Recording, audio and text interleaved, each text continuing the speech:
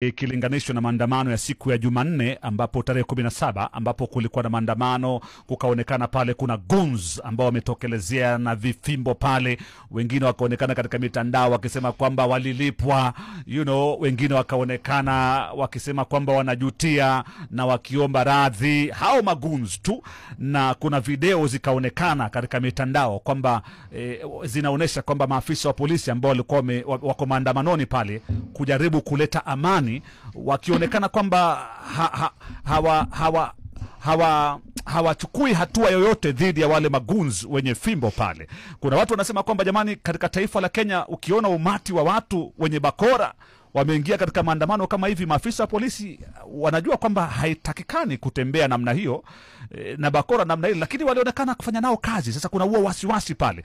Sijui kama msemaji wa serikali Mheshimiwa Isaac Mwaura, haya masuala mmeongelea, unaweza kuambia Wakenya labda hawa magoons mbona walionekana kufanya kazi kana kwamba unaruhusiwa kufanya ile kazi na maafisa wa polisi?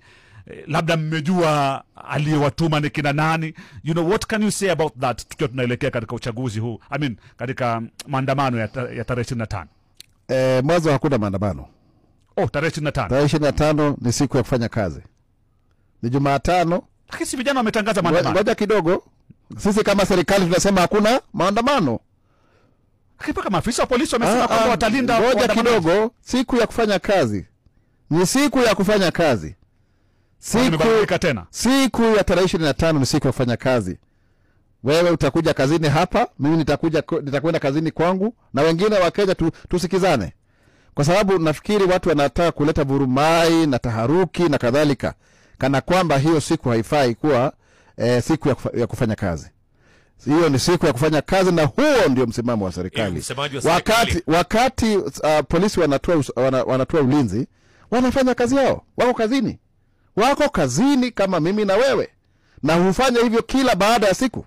Hata jana nilikuwa na askari polisi wakifanya kazi upande kule wa Westlands na kwingineko kwingi tu. Hata mimi mwenyewe nimeletwa hapa, kuna polisi amenileta ambaye yuko kazini. Kwa hiyo tusikuwe na kisingizio, tuingie katika ule ushawishi wa watu wa upinzani na mashirika ya serikali kwamba tunakuja kuadhimisha kupi huku ambako ni kwa kuleta rapsha, kuzua rapsha na kuleta kuwa na msukumano, kwamba sasa tunataka vijana wengine waumie ndio tuseme kwamba tumeadhimisha.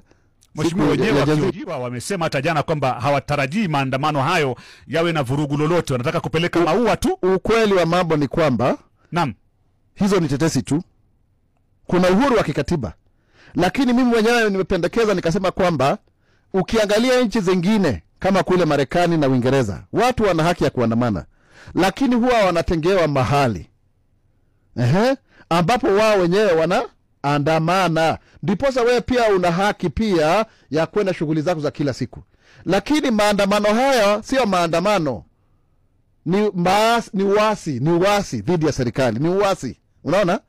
Ni vurugu, ni wizi. Unaona? Ni kupiga wengine na hata kuwakabili polisi, kuwatukana maneno. Ndiposa kuwe kwa sababu kama hilo haijafanyika, watu wengine wataona kwamba hawajafaidika kisiasa. Hawajafaidika kwa sababu ya fadhili wao kutoka nchi za kigeni, mashirika ya kiserikali. Tuambiane ukweli leo. Kama ni kufanya maandamano, juzi nimekuwa kule Geneva. Walikuwa wanafanya maandamano ya kuhusu sijui akina mama wameuawa, mambo ya kijinsia.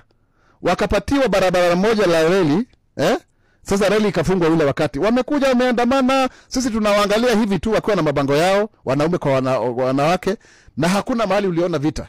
Huwezi ukaona vita sijui wanapigana na polisi na kadhalika, kwa sababu kumetolewa ilani, imesemekana maandamano yatapitia kutoka masaa haya mpaka haya, wamesema na ujumbe unafika. Lakini hapa Kenya tukisema maandamano ni mapigano kati ya polisi na wananchi, ni kujionyesha ubabe wa kisiasa.